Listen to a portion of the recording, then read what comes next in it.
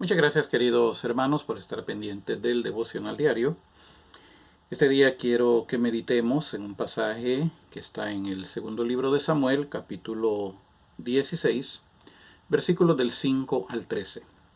Segundo libro de Samuel, capítulo 16, versículos 5 al 13, y dice la palabra de Dios.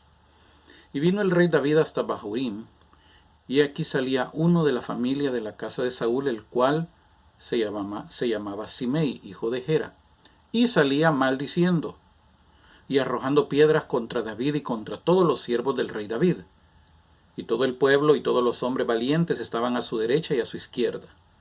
Y decía Simei maldiciéndole: fuera, fuera, hombre sanguinario y perverso. El Señor te ha dado el pago de toda la sangre de la casa de Saúl, en lugar del cual tú has reinado. Y el Señor ha entregado el reino en manos de tu hijo Absalón. Y hete aquí sorprendido en tu maldad, porque eres hombre sanguinario. Entonces Abisai, hijo de Sarbia, dijo al rey: ¿por qué maldice este perro muerto a mi señor el rey? Te ruego que me dejes pasar y le quitaré la cabeza. Y el rey respondió: ¿qué tengo yo con vosotros, hijos de Sarbia? Si él maldice es porque el Señor le ha dicho que maldiga a David. ¿Quién pues le dirá: ¿por qué lo haces así? Y dijo David a Abisai y a todos sus siervos: he aquí mi hijo que ha salido de mis entrañas acecha mi vida. ¿Cuánto más ahora un hijo de Benjamín?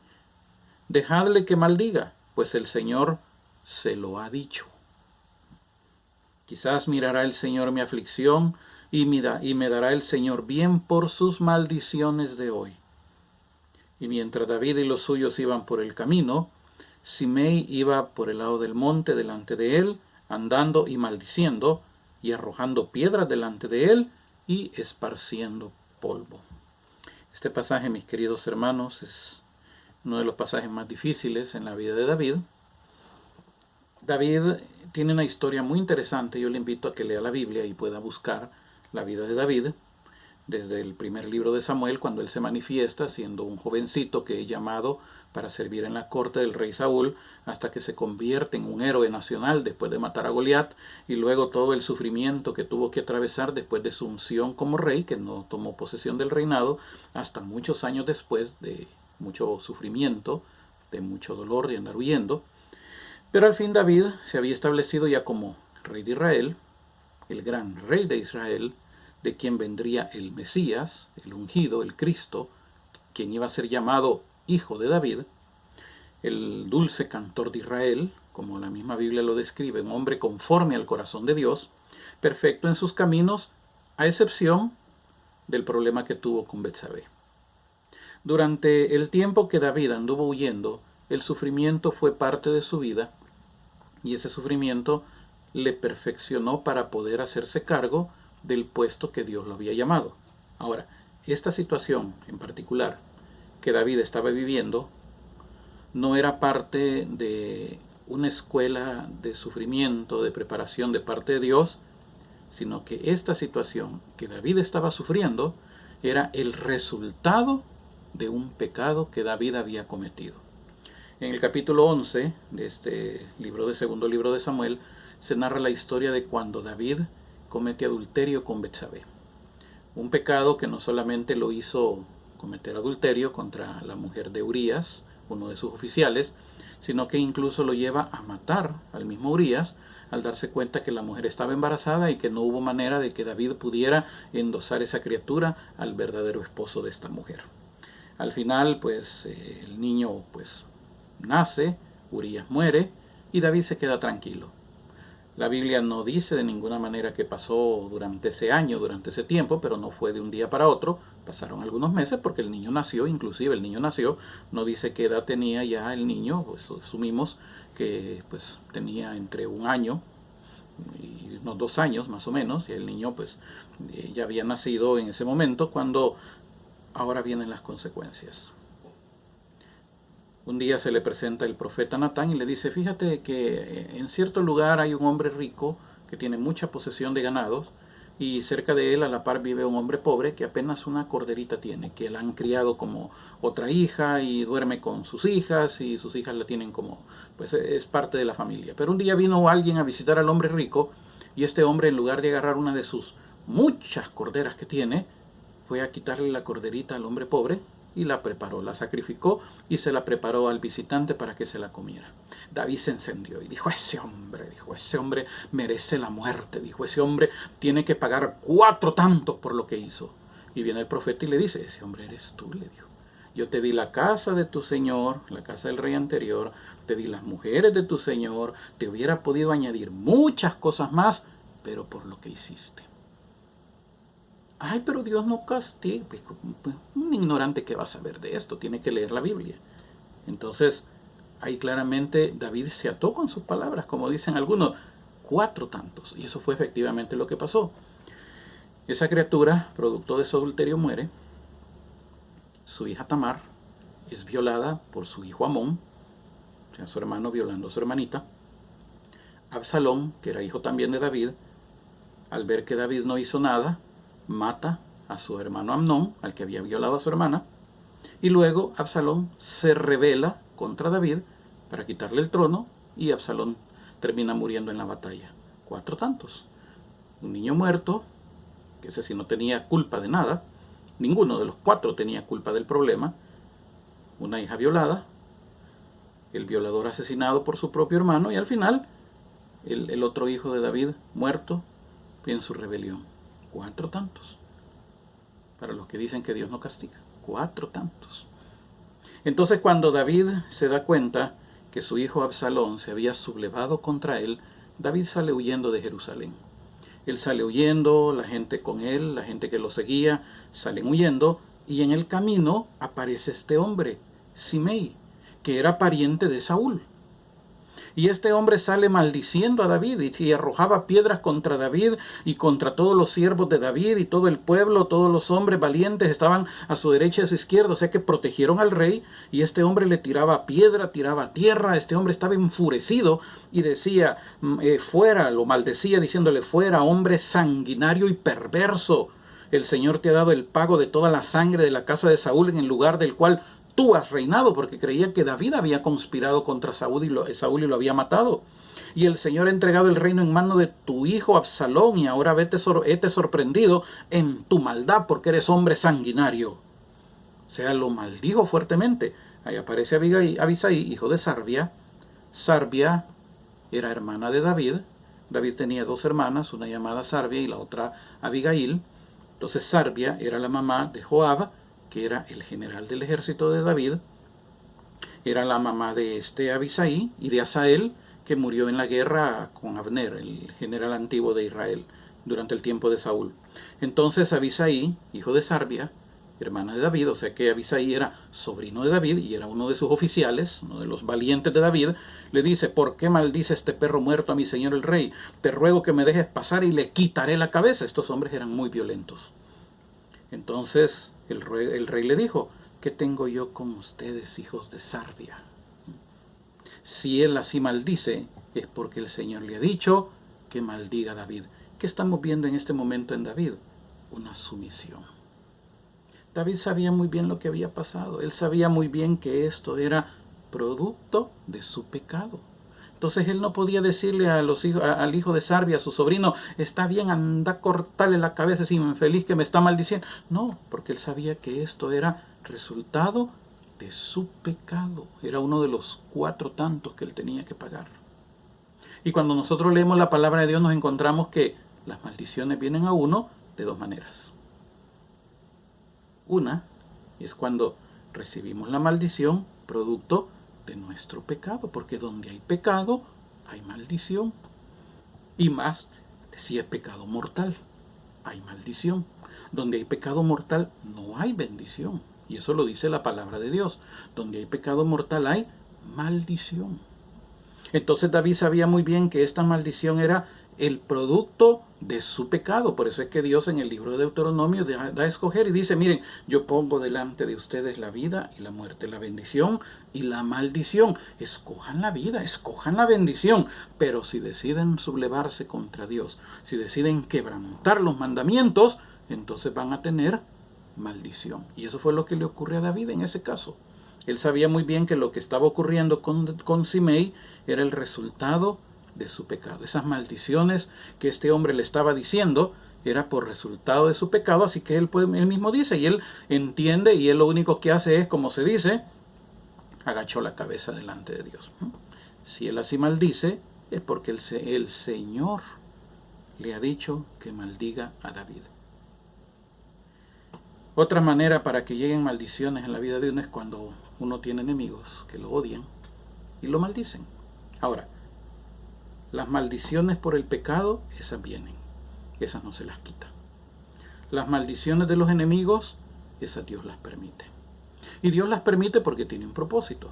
Un propósito es que esas maldiciones sirvan para nuestro perfeccionamiento como cristiano y sirven también para juicio del que está dando las maldiciones. Entonces, si nosotros nos ponemos a pensar cuántas maldiciones pudimos haber o hemos podido haber recibido, tenemos que evaluar. Si son maldiciones producto de nuestro pecado, entonces lo único que podemos hacer es, bueno, si así maldice es porque el Señor lo ha dicho.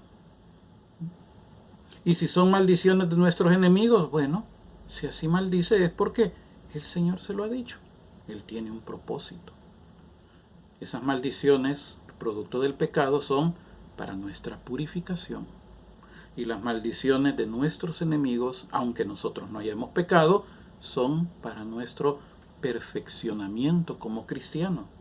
Entonces, ¿qué es lo que tenemos que hacer? Tomar la actitud que tomó David. David dijo, quizá mirará el Señor mi aflicción y me dará el Señor bien por sus maldiciones de hoy. Eso es lo que Dios quiere que nosotros hagamos, esa actitud.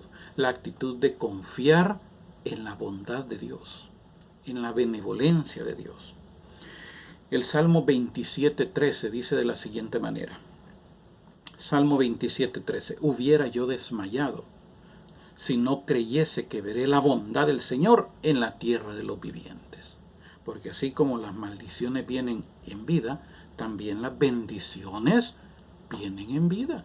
Siempre hay bendición, hermanos. Mire, con solo ver que tenemos bendición, de diferente forma tenemos bendición, tenemos que darnos cuenta que Dios está con nosotros, en medio de cualquier maldición que los enemigos nuestros nos puedan estar echando.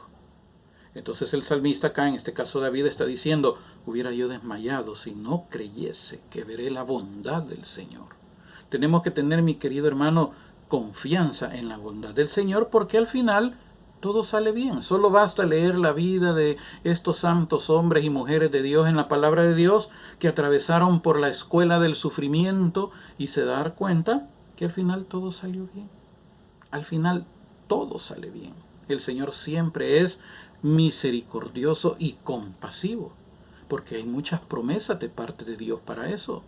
El Salmo 34:22 nos dice, el Señor redime el alma de sus siervos, y no serán condenados cuantos en Él confían.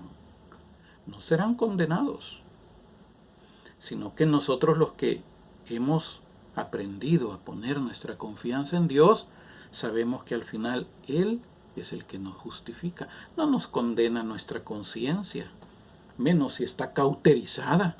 No nos condena nadie más. Es más, a los que están en Cristo, los que están viviendo en el camino del Señor, no hay condenación. Eso es lo que dice San Pablo. No hay ninguna condenación para los que están en Cristo. O sea, los que viven de acuerdo a lo que Él quiere que hagamos. No hay condenación. Por eso el libro de Deuteronomio, en el capítulo 23, en la historia de Balaam, nos damos cuenta cómo este hombre Balaam quiso maldecir al pueblo porque él iba a recibir un dinero de parte del rey Balac, el rey moabita, para maldecir a Israel. Y este hombre, pues, a pesar de que era un brujo, era un sacerdote, un profeta, pues quién sabe de qué dioses, Pero él le dijo claramente al rey, yo no puedo maldecir si Dios no ha maldito, si Dios no ha maldecido al pueblo.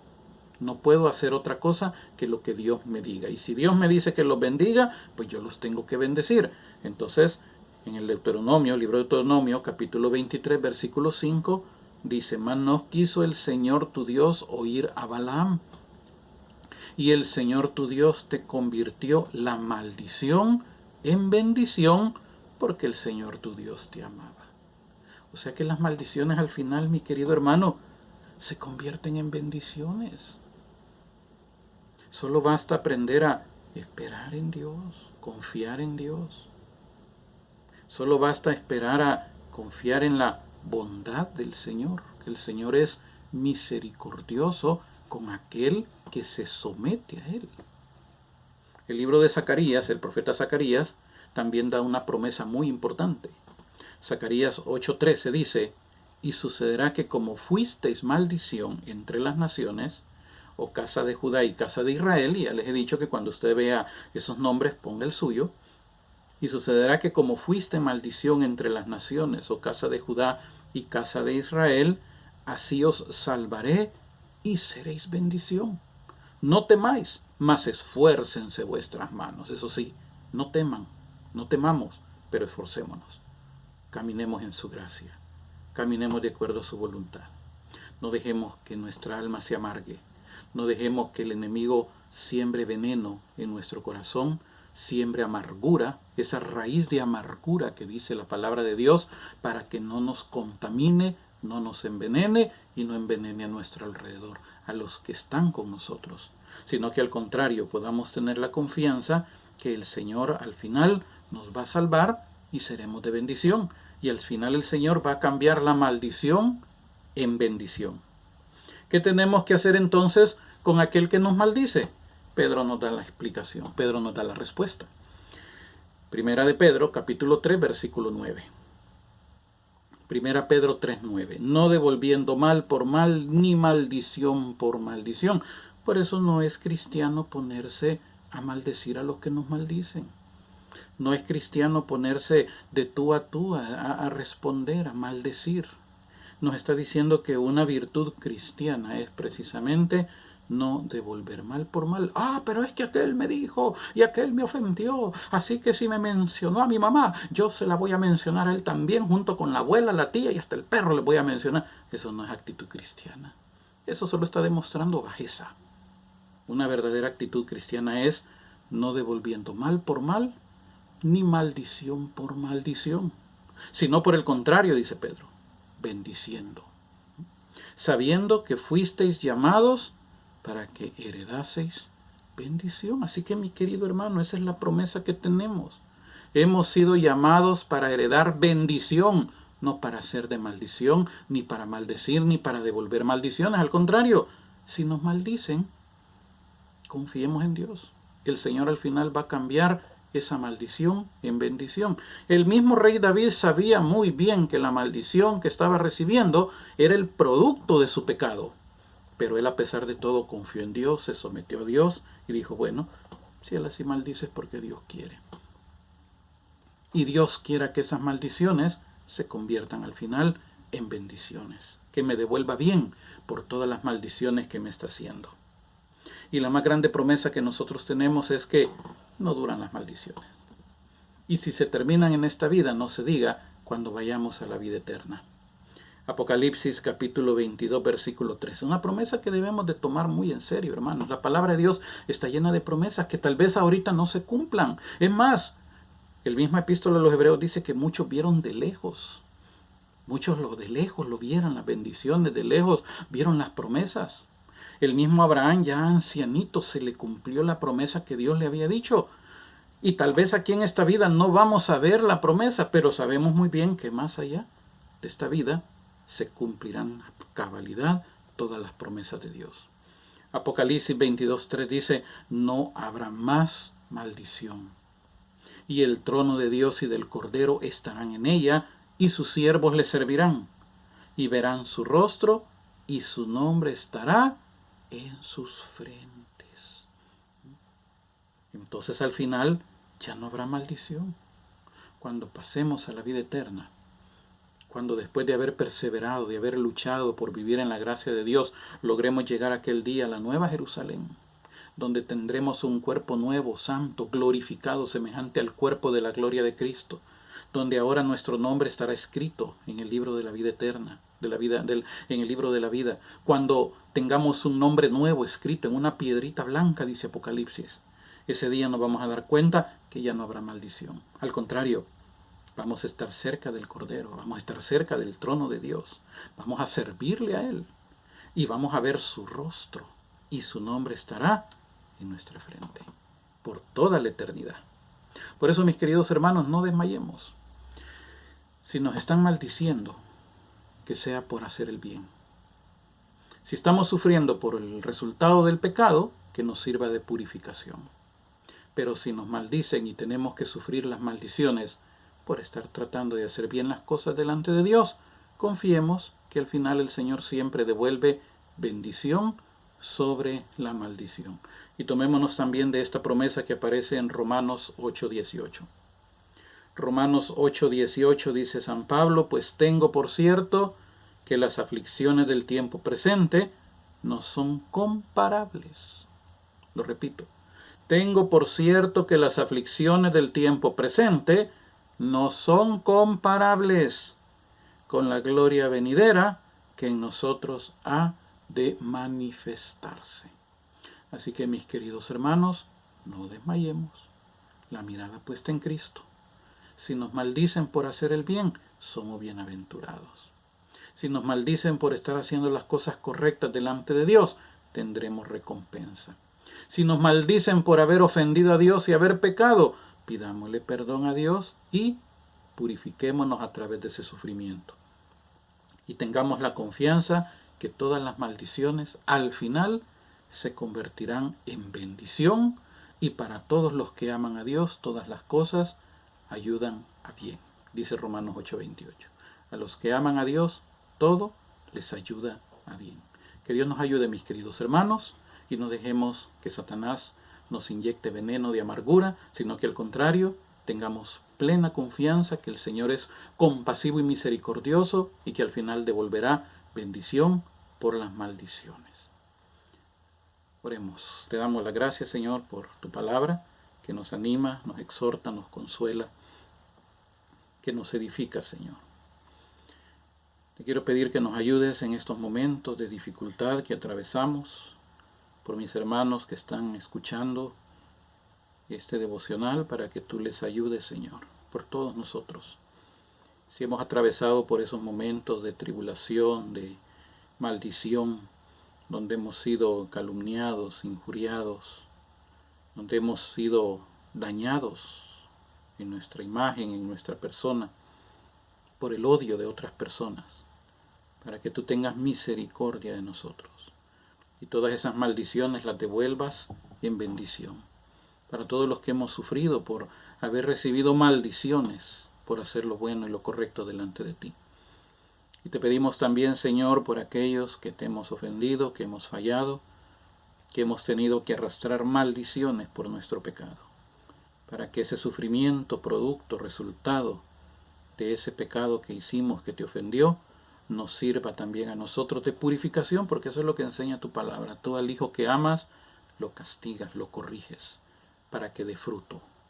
Tal vez ahorita no lo entendemos, pero al final vamos a entender que esas consecuencias fueron para nuestra propia purificación. Protégenos, Señor, guárdanos, cúbrenos con tu poder, Señor, cúbrenos con tu sangre bendita. Que tu Santo Espíritu esté siempre en nosotros y tus ángeles nos acompañen siempre. Te damos las gracias, Señor, y ayúdanos a permanecer fieles y firmes en ti, con los ojos puestos en ti. Te damos las gracias por Jesucristo nuestro Señor. En el nombre poderoso de Jesús, nuestro Salvador. Amén. Muchas gracias, queridos hermanos, por estar siempre pendiente de estos devocionales. Visite nuestra página web salvadormelara.com donde usted va a encontrar el enlace para nuestro canal de YouTube, donde usted pueda estar viendo todas estas series de devocionales que estamos preparando.